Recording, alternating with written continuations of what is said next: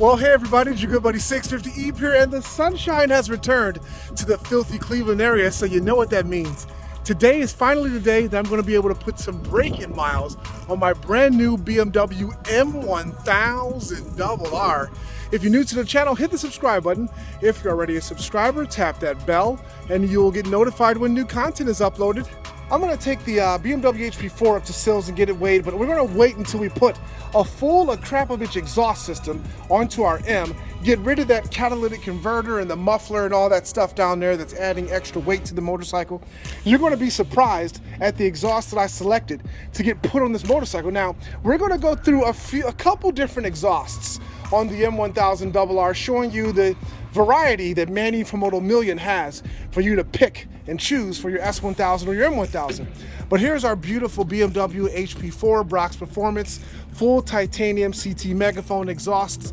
That exhaust has been on this motorcycle for 7-8 years, and it still looks like it's in new condition. The motorcycle has 21,000.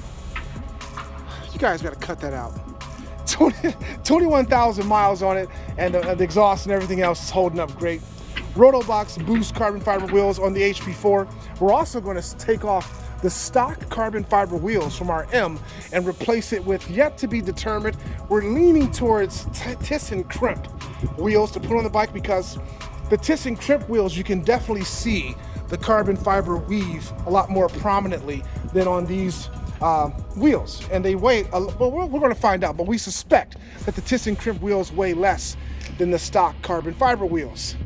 And yeah, so here's the Ninja H2. I'm going to get it loaded up into the trailer, and we're going to head over to Sills after I ride this bike and tell you how it is. Alrighty, so now that we're out of my development and we're on the open roads, on a damn rev limit, I can tell you how I feel about this bike, and it is amazing. This thing revs up super fast, like Zach mentioned. I didn't quite know what he was talking about after he rode the bike the other day and said, man, this thing spins up super fast. And he also said that I would be uber annoyed with the rev limit that automatically cuts the throttle at about, looks like 8,000 RPM or so. Yeah, it is annoying because it comes up super fast now on this bike, and it's just like you give it a little juice, and all of a sudden it cuts out because of the, you know, the break-in restrictions. But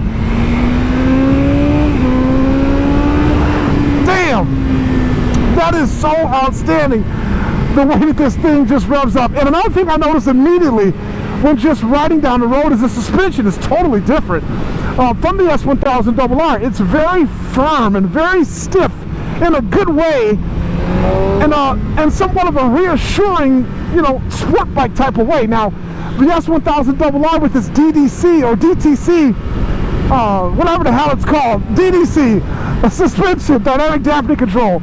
It can be stiff at times, but mainly it's pretty loose, if you would, when just cruising down the road, because that's the nature of it. It thinks, you know, you knows you're on the road, and it wants you to have comfort. But this bike, it doesn't care if you're on the road or not. It says this is a race machine, and you're going to have a stiff suspension, and I love it. I absolutely love it. I still have to scuff these tires in, these brand new Super Corsa SP3s. There's only 11 miles on the tires right now, so don't expect me to do crazy things on this bike just yet. But trust me, I will. Whew, because this thing is amazing right out of the box. The only disappointment that I'm experiencing right now is just the quiet note from the exhaust, from the stock exhaust. I mean, I understand why they had to do that. I mean, they had to be able to sell a motorcycle in the United States with all of the regulations and all that stuff, so they gave us this exhaust with a catalytic filth converter, mufflers and all that. But once this is removed, once this rev limit is removed, as Zach said, he wants to see between 400 and 600 miles on a bike, which I will gladly do. And I'll do it in fun and comfort and obviously style. This thing just looks amazing. But once we get that done, we're going to put a different exhaust in this thing, and it's going to roar. Wow. The quick shift and auto blip, much smoother than your S1000RR. I didn't think it was possible. But somehow the good folks at BMW managed to make the already outstanding quick shift auto blip from the S1000 smoother on this motorcycle. So now this bike has the current title for the smoothest quick shift and auto blip of any motorcycle that I've ridden, and I've ridden them all. I own most of them, and this one has the best quick shift auto blip.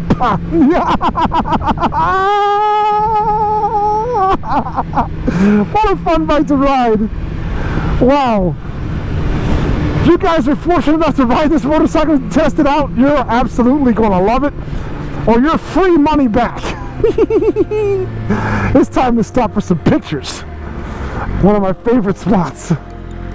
Man, I mean, as awesome as this bike is to look at, I've only put 4 miles on it. It's that much more fun to actually ride.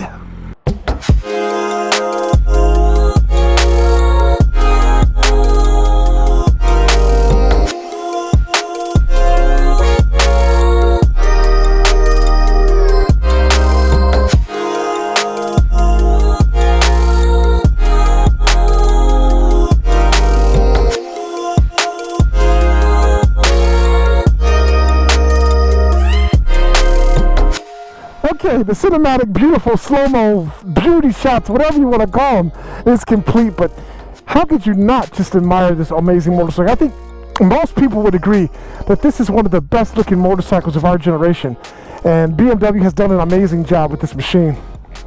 Not only in the looks department, but in the actual riding comfort, and we put this bike on the track, even with my skill set. I'm sure it's going to be very enjoyable in a track setting.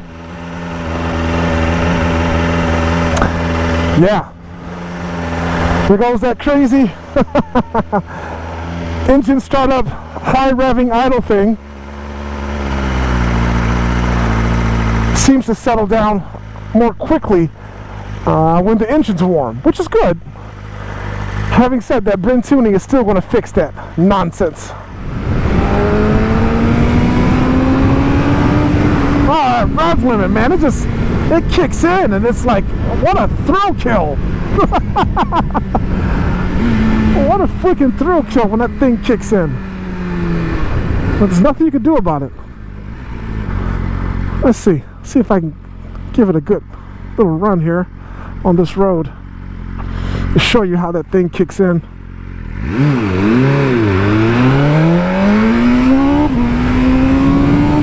Oh man, that's horrible. Jeez. Kicks in at exactly 8,000 RPM.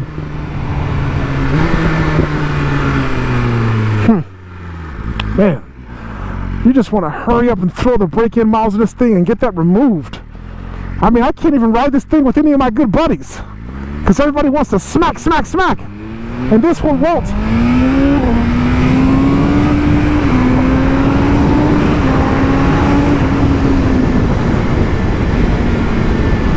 Yeah, the brakes are great. Man.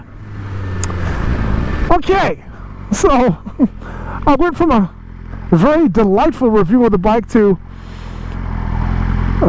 moaning about the horrible rev limit on the machine. But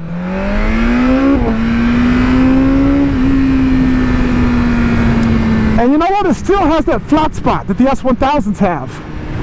That emissions garbage flat spot that just robs the bike of power from like 7,000 RPM to probably 10, 11,000 RPM. Again, that's going to be removed ASAP with the Bryn Tuning ECU flash. They're already developing one for the M1000RR. It's just about complete. And I will be one of the first people to apply that to their M1000 machine. Because to ride this bike with that sort of nonsense, unacceptable. But I see why it was done. I mean, I appreciate it. BMW had to do it in order to sell this motorcycle to consumers like myself. But now that I've purchased it and it's mine, I can do whatever I want with it. That garbage is being removed.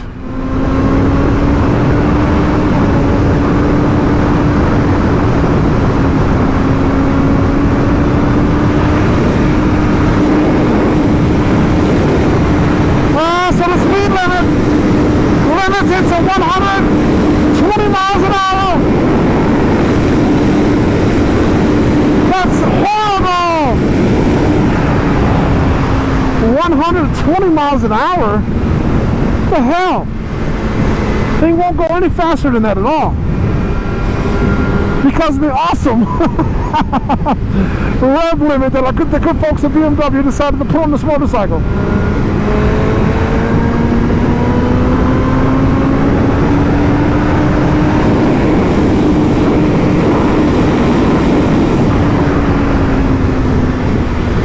Wow. Unbearable, unbearable.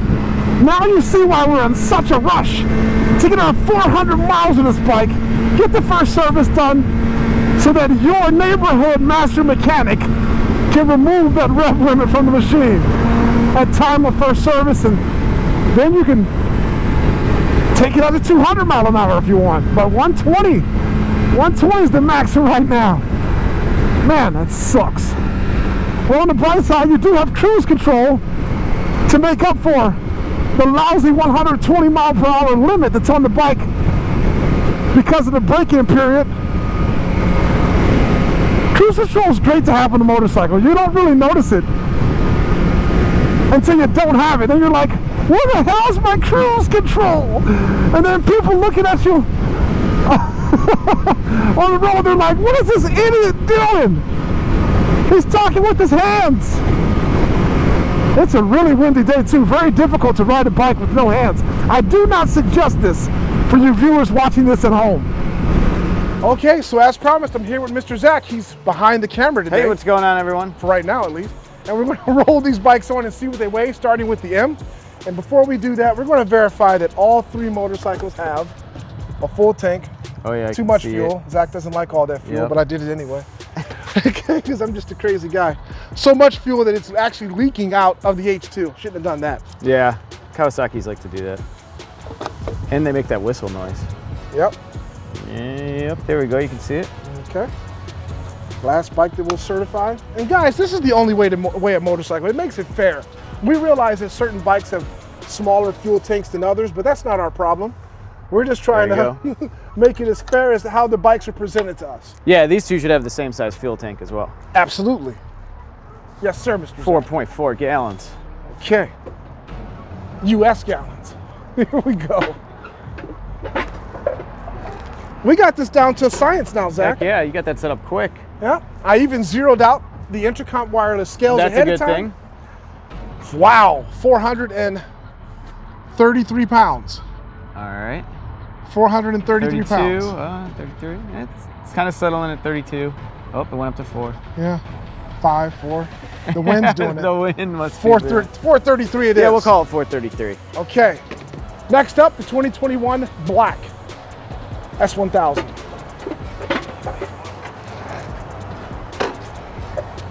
We'll let that settle.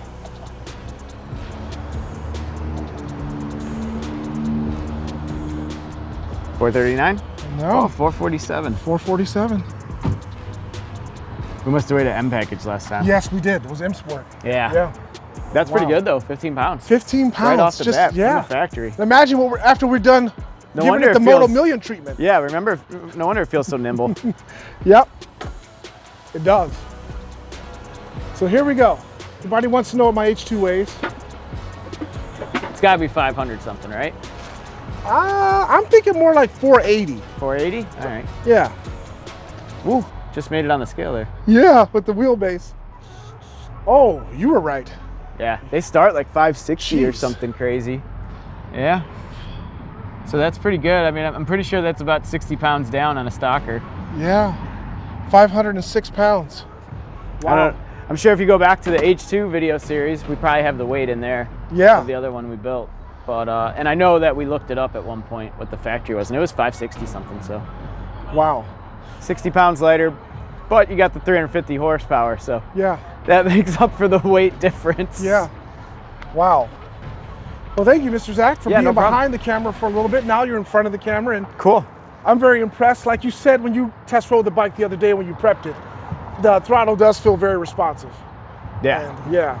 And the quick shift throttle blip, very much smoother than the S1000. For sure, it just gets through the RPM super fast. It does. That I can't wait to get rid of the rev limiter. Oh yeah, we got to do that. Very annoying. Very rarely. I mean, I have these down so I know when the rev limiter is going to hit, so Yes. I don't hit it because it's not the best on braking. Yeah. And like 2 times on the M, it just got to it before I could even shift because I thought I would have another half second, you know? Yeah. And honestly, with the exhaust and the big cat and everything, it still sounds pretty good. It has a really nice exhaust note to it. Yeah. It really does. Yeah, I was curious myself. I can't believe it's 15 pounds lighter. 15 That's, pounds lighter. I mean, no passenger seat, passenger pegs. Yep. All that little stuff adds up. All that little stuff adds up. The stuff that we usually do. I mean, we shaved a ton of weight off that build series one, remember? Yes. We were down 418 pounds. Yeah, with the super full tank of gas. Yes. Just, So, that's customary. Yeah. So yeah, that's should be definitely doable on this machine, if not lighter. Yeah. So we got some cool stuff coming up. Manny is sending us a lot of stuff, Zach. He's actually sending us an Akrapovic exhaust for this bike. Awesome. That you're going to install. And he's actually trying to do things nice for you for a change. He's sending you an exhaust, radiator guards, maybe blue hoses and stuff, so you to do it at one time. Awesome. Instead of having to redo stuff 1,000 times. Yeah, that'll be great. We can knock it all out. Comes out looking nice and finished when you're done. Yep. Yeah, we'll have to get chain and sprockets. He's get a sending longer that too, chain. sir. Yeah, he's sending a longer chain on there. Longer chain. Cool. We went down a tooth on the rear sprocket because it was advised to me to do that. We went from a 45 to a 44. Okay. And he's sending the 520 pitch EK gold chain, long enough for you to pull that swinging arm all the way back. Does this have different gearing than the stock bike or no? We looked it up and we thought that it had 45 back there, just like the stock 1745. Yeah. If it's written on there anywhere. I don't see it anywhere, of course. BMW number. Oh, 46. It's a 46. Yeah. And that should be a 45. That could be a reason that it felt so peppy too. Yeah, that's a 45. Yeah, so it does have a little bit shorter gearing. That's probably why it feels so much quicker and gets through the RPMs quicker there. Wow. I didn't know they changed the gearing. Yeah. And who knows what the front sprocket is, if it's the same or not. I'd imagine it's the same. It's probably a 17. Well, I'll be. There you go. But that's closer, I believe that's the gearing that's on like your HP4. I think it's 1746. 1746? Okay. Well, sweet. Cool. Will we learn more new stuff? Yes, we did. Thanks for stopping up so we could get the weight. The Look at that, Kawasaki's leaking just all over my puking gas. Oh, Good geez. Lord. I shouldn't have done that. Definitely don't want to start it up right now. Let's get it off the scales. Yeah. Message to self, guys, never overfill your freaking fuel tanks on your bikes.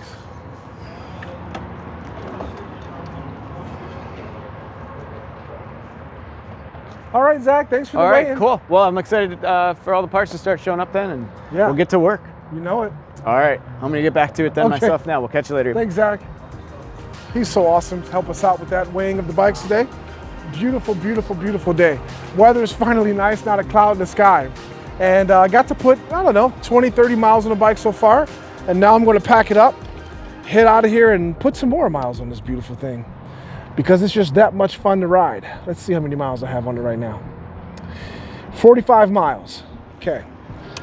Yeah, 15 pounds lighter than the S1000RR is our beautiful M1000. And it's going to weigh even less once we get our shipment of parts from your good buddy Miami Manny from Moto Million. If you're new to the channel, hit the subscribe button. If you're already a subscriber, tap that bell and you'll get notified when new content is uploaded. Oh man, these bikes look amazing. All three of them side by side. You have to love every single one of them in a different sort of way. I mean, the beastly Ninja H2, super fast for smackdowns, lowered, stretched, unbeatable on the road. And then you have the S1000RR, great road bike, great track bike. And then you have the M1000RR, stellar looking machine. Great on the track, nice on the road as well, even with its fixed suspension, but just great machines. All right, folks, thanks for viewing the videos, and we'll catch you next time on the 650 Eve YouTube channel.